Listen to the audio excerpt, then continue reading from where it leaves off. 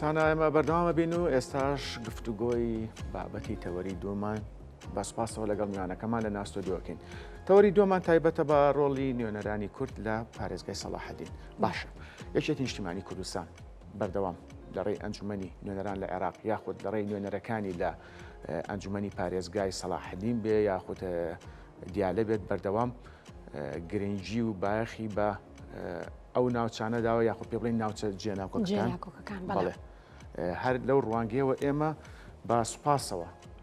لە ستۆدیۆ بەڕێز یاسین محەممەدمان لەگەڵایە ئەندامی ئەنجومەنی پارێزگای سەلاحەدین. کاک یاسین بەیانی باش سپاس بۆ ئامادەبوونت لە ستۆدیۆ. بەیانی ئەوەی بەڕێز و شاشە بەڕێزی زۆر خۆشحاڵ سەلام دیسانەخان کاک یاسین دەست پێ بکەم بەڕێستان وەک لە پێشەچەکە باسم کرد ئەندامی ئەنجومەنی پارێزگای سەلاحەدین چەند پۆستێکی کەش هەیە کە دراوە بە کورد لە سنووری پارێزگای سەلاحەدین. تا چەند توانیتانە گرفت و کێشەکانی هاوڵاتیان لە سنووری پارێزگای سەلاحەدین بە دیاریکراوی ناوچە کوردیەکان یاخود زیاتر فۆکەس بخەینە سەر خورمات و بۆ نمونە گەێنراوەتە شوێنی مەبەست. بەڵێ زۆر سپاس دیارە پارێزگای سەلاحەدین لە 11 قەزا لەو تەنها دووس خورمات و نەبێ کوردی تێدایە بەداخەوەش لە ساڵانی دوای هەفتاکان و دوای ڕاگواستنەوەی بڵێن دووس خورمات و خەراوتە سەر پارێزگای سەلاحەدین کە پێشتر لەسەر کردووە پرۆسی تعریب و هەر لەو سەردەمەوە کورد هەر لەو ناوچانە کەم کراوەتەوە بە هەر ڕێگایەک لە ڕێگاکان چی پرۆسی ئەنفال بێکی گۆڕینی دیموگرافیای ناوچەکە بێکی گواستنەوەی کورد بێ لەو ناوچانە بۆ پارێزگای هەولێر لە ساڵی 89 و دواتر ساڵی ڕاپەڕینەکە کۆمەڵی کاریگەری هەبوو لەسەر کەمکردنەوەی کورد لەو ناوچەیەکە بەشێکی زۆر خەڵک نەگەڕاوەتەوە ئەو ناوچانە دواتر لە ساڵانی 90 کە حکوومەت بە هەموو شێوازێک کوردی لەو ناوچانە سەغڵەت کردەوە گواستێتەوە هەموو ئەم کاریگەریان دواتر دوای پرۆسی ئازادی عێراق هەم کاریگەری ئەو ناوچانە لە ڕووی ئیرهاب و قاعیدە و ئەو تیارە تیژانی کە لەو ناوچایە هەبوو هەموو ئەوانە کاریگەری هەبوو کۆتاییانیش لە ڕووداوەکانی ئۆکتۆبەر ئەیش بەداخەوە بەشێکی زۆر کورد لەو ناوچانە بەجێهێشت هەموو ئەمانەوای کردۆ بە بەردەوامی دووس خورمات و کەم کات ڕێژەی کورتاییدا کەم بێتەوە بەراورد بە نەتەوەکانی تر بۆ ئێمە تاکە قەزاین لەو پارێزگایەکە کوردی تێدایە و ئێمە ئەگەر خۆمان کۆکەین و لە چەنگەڕێکێکی کەمە دووسێگەڕێکێکە لە کوێ و هەموو قەزای 11 قەزا تەنها قەزایەکیان کوردەکێش و گرفتەکانیان پێک بێن لەگەڵ ئەو قەزانەی تر بێگومان بەردەوامێمە لە گرفت و کێشەی بە تایبەتی ناو دووس خورماتەوە کە دوونەتەوە تر لەگەڵمانێت تورکمان و عەرەب و مەزهەبی شیعە و سوننی تێدایە هەموو ئەوانە بەردەوام ئێمە لە گرفتاین یعنی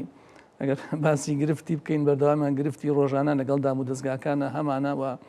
بێ بە حەکیمانە بە شێوازێک تەعامل لەگەڵ ئەو جۆرە ڕووداوانە بکەین بتوانین تا سنگ یعنی خۆمان ڕاگرین و بتوانین خۆمان بسەپێنین لەو ناوچانەیە کە ئەویش تەمان ئاسان نییە بۆ ئێمە زۆر تەعاملکردن قورسە ئێمە ڕۆژانە هاوڵاتیانمان و محارەبە ئەکرێن لە تەنات لە پارێزگای سەلاحەدین لە ناو دووس خورماتووە بە هەموو شێوەیەک ئێمە بەردەوامەکو پارێزەرێک داکۆکی لە ماوی خەڵکی خۆمانەکەین و لە هەر جێگایەک بن من لە پارێزگای سەلاحەدین لەگەڵ ئەندێجا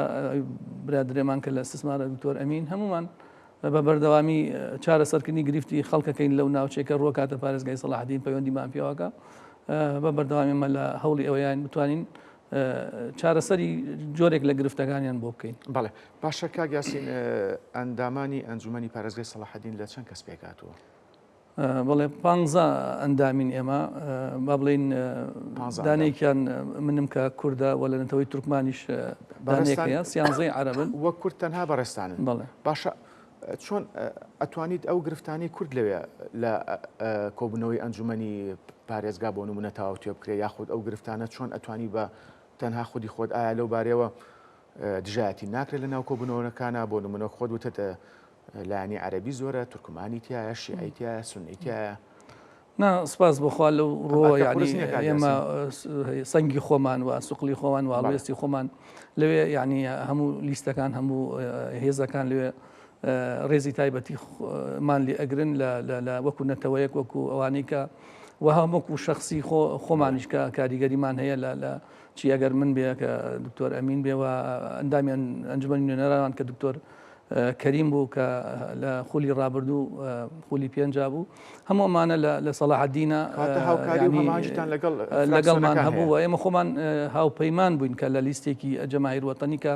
دەسەڵاتی ڕەهای هەبووە لە پارێزگاکەیەکە زۆر لە دام و دەستگاکان بەدەستی ئەوانەوەیە بۆ ئێمە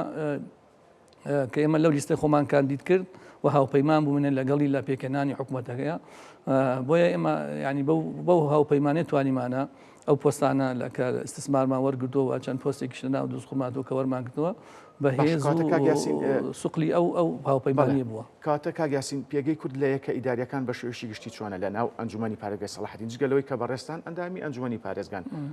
مەبەستم هیچ پۆستێکیکەی بەدەستە کورد لە یەکە ئیداریەکان تەنها استثمار لە پارێزگاکەی بەدەستێمەوەیە بەکو بەڕێوەبەری گشتی سێ بەڕێوەبەرایەتی تایە دانێکی بەدەست کوردەوەی لەوێ لە پارێزگای سەلاحەدین. باش کاگەسین سەرۆک کۆماری عێراق بەردەوام پشتیوانی خۆی نیشانداوە سەردانیەوەی کردووە پشتیوانی خۆی نیشانداوە بۆ ئەوەی کە مەسەلی پێکەوەژان و پێکاتەکانی دیکە لە سەلاحەدین بپارێزێ تا چەنەما ڕۆڵی هەبووە لە پاراستنی مەسەلەی پێکەوەژیان لە سەلاحەدین. واللهی سپاس بۆ خۆی ینی ئەم وەز ئاوای کردووە ینی باشە تاکو ڕادێک ئێمە بەوەی کە لە دوای ڕووداوەکان کە هەوڵی ئەوە درراوە بەردەوام ئاشتی و ئارامی و هۆخرەی لە ناوچەکەی بەرقەرار بکرێ سپاس بۆ خۆی ینی کراوە دژایەتیکردن هەیە بڵێ نییە ململانی و سڕاعات هەیە بەڵام جۆرێک لە هێوەربوونەوەی بەخۆ بینی بەس بەداخەوەی کە لەم دوایانە ڕوویدا لە پرۆسی هەڵبژاردنەکەیە کە تۆزێک ئالۆزی ئەو شتانە دروست بوو لە ناو شاری دروستخورماتوە سپاس بۆخواان نەگەیشتاوەی کە ڕووداوی خراپ ڕووبدا بەڵام هەولێکی زۆرماندا من نەبێت بەوەی دوو ڕۆژ لەسەر یەک بەبێ ئیسراحەت لەگەڵ ئەو برادرانەیە هەر بە بەردەوامی لە هێوەرکردنەوەی ئەو دۆخەیە بوون کە لە نێوان نەتەوەکاندا کە ڕووبدا لە دروستخورماتوە من لێرەوە گلەیەکیش بگەینمە وەختی خۆی سەر و کۆمار سەردانێکی پارێزگای کرد بەبێ ئاگادارکردنەوەی ئێمە هاتە ئەوێ و من ئێمە ئاگادار کردووەکو تیمی یەکێتی کە لەوێین وەکو کورد ئەوانە و نەش دکتۆر کەریم کە ئەندامی ئەنجومەنی نوێنەران بوو بۆی ئەوە بووە گلەیەک ئێمە بەر من لەوێ هەر نەبووم ئەسڵەن ئەو هاتبوو سەردانی کردبوو بەداخەوە بۆ ئێمە لەو مەوزوعەیە ئاگادار بووین و ڕۆژمان خزمەتگوزاری چۆنە لێ با بیرمانە چێ کاکەسی لە خزمەتگوزاری ئێمە سپاس بخوا هەر پرۆژەیەک هەر پشکێک لە بودجەدا برێت تەرخان بکرێ بۆ دروستخورمات و ئێمە پشکی خۆمانی لێ ئەوەین ئەگەر لەسەر نیوەش بۆ ئێمە سپاس بۆخوا یعنی لە دوای ساڵی 21ەوە گۆڕانکاریەکی ینی بەرچاو ڕوویداوە لە ناو گەڕەکانی دروستخورماتوە یعنی نەبێتەوەی بە بڵێن بەهینی خۆمان لەگەڵ دکتۆر کەریمە شان بەشانی یەک هەموو پرۆژەیەک ئێمە پشکی باشی لێین و انشاءالله لە داهاتووشە ئەو بەڵێنە هەر بەردەوام و تومان ئێمە ئەگەر هیچمان پێ نەگرێ بتوانین خزمەتگوزاریی باش بۆ خەڵکی خۆمان بێنین بەوەی کە دووزی بینی بێت لە چەند ساڵی ڕابردەوەی ئێستا ببینی ئەڵێ زۆر گۆڕاوە شاری دروستخورماتوو ئینشاءالله ئەوە بەشێکی کەمە لە خزمەت ئێمە هیوادارین لە ئایندەی باشتریانیش بۆ بکەین. باشەکە یاسینبایمە هەر باسی قەزای خورماتوو بکەین کە هەڵبەت زۆرینەی کووردە باشە لە قەزای خورماتوو پۆست یەکە ئیداریەکان کورد چەند پۆستی بەدەستەوەی لە ناو قەزای خورماتوو؟ وڵا خۆی گرفتە بەداخەوە ینی لە کۆن و ئەم بابەتە هەبووە لە دوای پرۆسەوە ئێمە بەردەوامی پۆستی باشمان هەبوو قایمقام بەدەست ئێمە بۆ واچانێکێکی داری بەدەست ئێمە بووە بەڵام لە دوای ڕووداوەکانی ئۆکتۆبەر بەداخەوە بەشێکی زۆرمان لە دەستدا دوای ئەوەی کە لە ساڵی 21ەوە بە تایبەتی لە ئەوەی کە من دەست بەکار ومانە توانیمان دووسێ پۆستی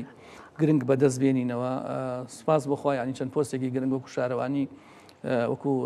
بەشی هۆبەی کشت و کاڵی و ئەمانە بەدەست بێنەوەوانش گرنگە بۆ ئێمە و ئێمە هێشتا هەندێک پۆستمان ماوەتەوە بەڵام هەندێک گرفتی ترمان هەیە کە بەداخەوە ئێمە وەکو پێویست لە فەرمانگاکانە هەندێک فەرمانگە هەیە یەک فەرمانبەرێکی کوردی تێدا نییە بۆ ئێمە وەرگرتنەوەی بۆ ئێمە گرفتە من ئێستا نەبێت نەخۆشخانەی دروستخورمات و پشکی ئێمە وەرمان گرتووە بەڵام چەند دکتۆرێکی کوردمان هەبووە ئامادە نەبوونا ئەو پێویست ئەو نەخۆشخانەی بەڕێوەباسی نەخۆشخان کرد کاگاسی من شتێکم بیرکەوتە ببوورە بڕیار بوو پرۆژەیەکی تەندروستی لە خورماتی جێبەجێ بکرێت پرۆژەی 150 قەرەوێڵەی نەخۆشخانەی 150 قەرەوێڵەی ئەمە بەکوێ گەیشتووە؟ ئەویان لە ساڵی 2012 بڕیاری لەسەر دراو کە هەیکەلیان دروست کرا لە دوای ساڵی 21 دەستکرا بە نوێژەنکردنەوەی دووبارە ئێستا من بە بەردەوامی بە حکومەی خۆم لە سەرۆکی لیژنەی تەندروستیم لە پارێزگای ئەنجومەنی پارێزگای سەلاحەدین بەردەوامی متابعەی و نەخۆشخانە یەکەم و لە ڕێگاگەشمان نزیکی خودوسینگەکەی خۆمە بەردەوام ڕێژەیەکی تقریبان ئەگەر بەوەی بڵێ وەکو بینا لە 1970 تەواو بۆ ئەگەر بەپێی ئەو ڕێڕەوە بڕواکەوە بەردەوام حکوومەت پارەی بۆ تەرخانەکە سلفەکانی بێ ئینشاءالله لە دوای سەری ساڵ بە وەریەگرنەوە بە دابینکردنی ئەجهیزەکانی شێوە ئینشاءالله ئەڕاتە مانگی 5-6 ئینشاءالله لە مانگی نیوەی ساڵی 26 ئینشاءالله بە کاملی وەریەگرینەوە ئینشاءالله ئەخینە کارەوە ئەگەر وەزعی عێراق بەم شێوازە بڕۆ و لەم شێوەیە بودجەی بۆ سەر بکرێت. هیواداری نێمەش کاگەسین با باسێک لە دۆخی پەروەردە بکەین لەوێ.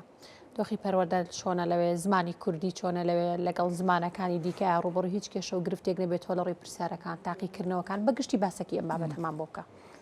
واللهی بەدام گرفت هەین بڵێن نیە کورد لە پرۆسی با بڵێن بەشی کوردی کە کرایە دوای پرۆسا بە شێوەیەکی ینی کرایەوە عشوایی تێدا بوو ڕێخستنیشی تێدا بوو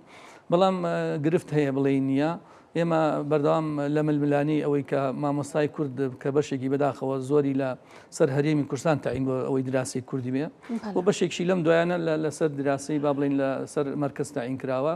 ئەوانەی گرفتیان هەیە بەداخەوە مامۆستایانی سەر هەرێمی کوردستانن کە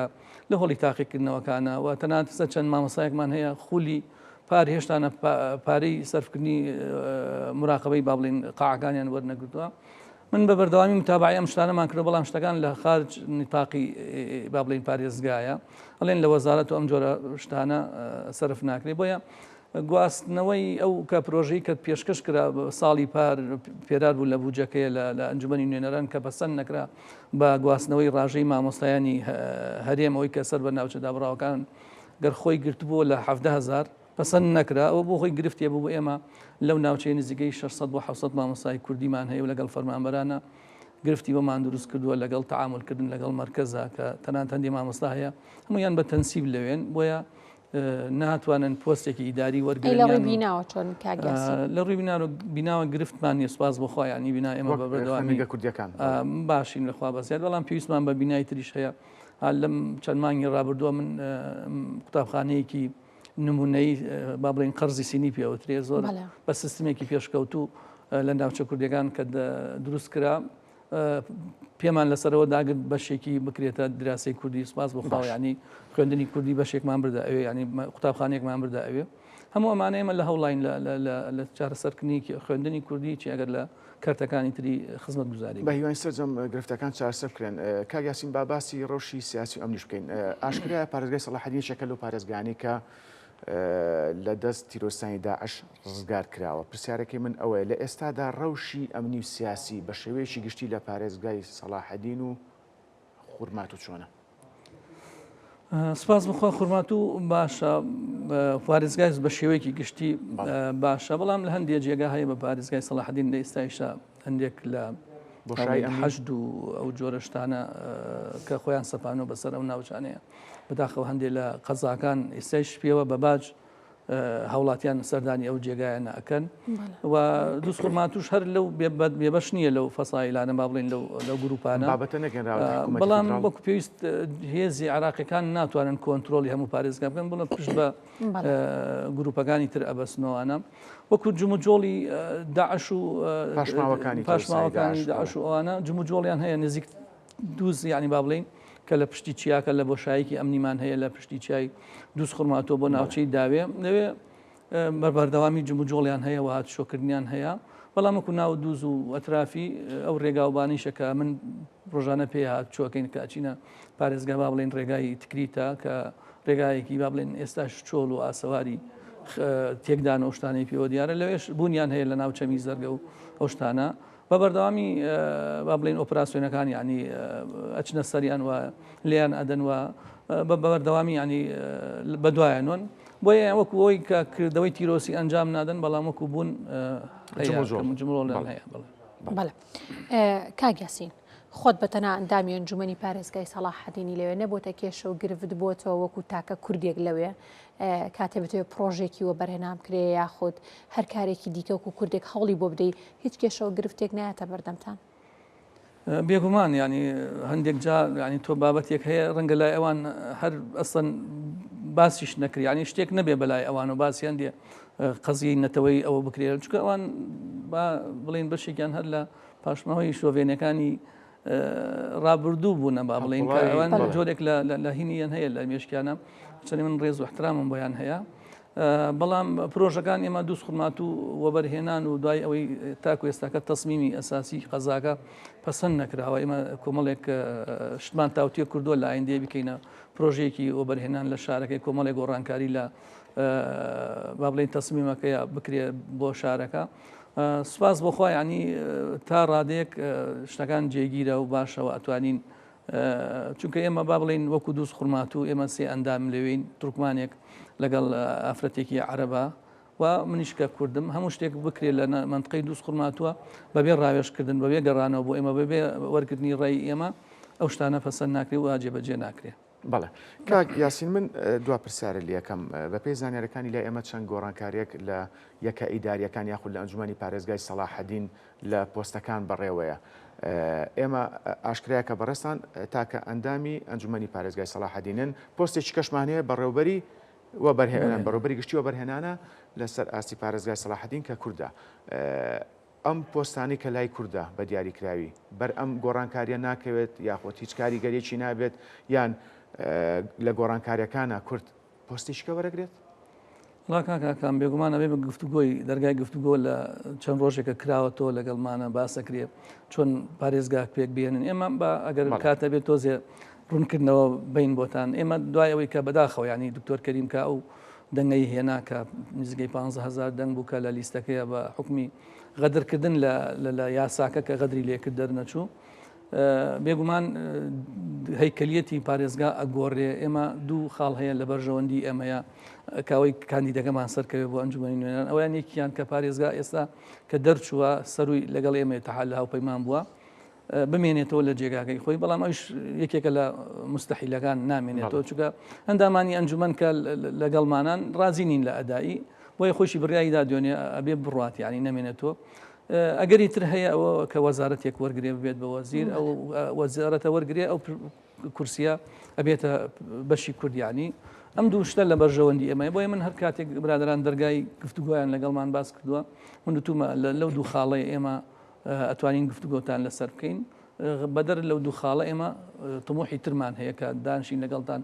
بۆ پێکهێنانی بە تایبەتی دانانی پارێزگای نوێ ئێمە دانانی پارێزگای نوێ استحقاقاتی خۆمان هەیە بێ وەریگرینەوە کە ئەو بەڕێوبەرەیە یان پۆستی ترە یان هەشتێک ئەمێ گفتوگۆ بکەین و دانیشتن بکەین لە بەرامبەر ئەوەی کە چیمان پێ ئەدرێ کە پارێزگای نوێ بێتە ئێمە شومێن دەکەین چارەسەکردنی سەرجەم گرفتەکان دەکەین ڕۆژەی زیاتر و بەرهێنانی زیاتر لێ بکرێت بۆ خزمەتی زیاتری کورد لەو ناوچێ سپاس بۆ تۆ سپاس بۆ یاسین محەممەد ئەندامی ئەنجومەنی پارێزگای سەلاحەدین کە ڕاستەخۆ لە ستۆدیۆ لامان میان سپاس کاک یاسین سەرکەوتوو بن بەڵێ